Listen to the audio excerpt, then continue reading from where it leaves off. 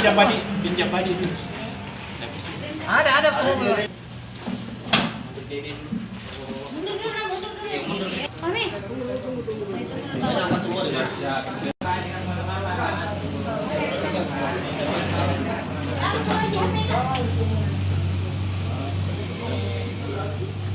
Ini badinya ya.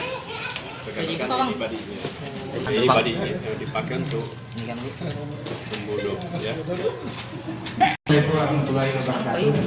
Teman-teman media yang saya hormati, bahwa pada kesempatan ini saya Pacamba yang terjadi pada Minggu tanggal 20 Oktober 2019 sekitar pukul 17.30 WITA di Kampung Campulili, Desa Sawang, dan yaitu adalah pengaruh minuman tuak atau balok pahit,